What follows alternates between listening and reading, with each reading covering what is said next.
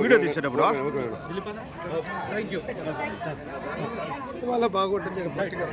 Madam one selfie madam side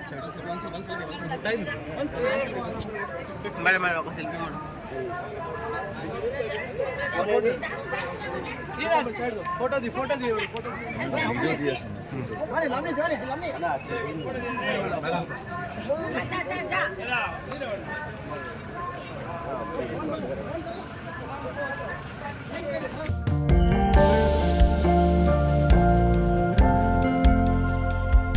love ఈ అందమైన 4 అక్షరాల బారిన పడని మనిషి ఉండరు, మనసు ఉండదు. ఈ లవ్ కొంతమంది జీవితానికి సరిపడా మధురమైన అనుభూతులను అందిస్తే,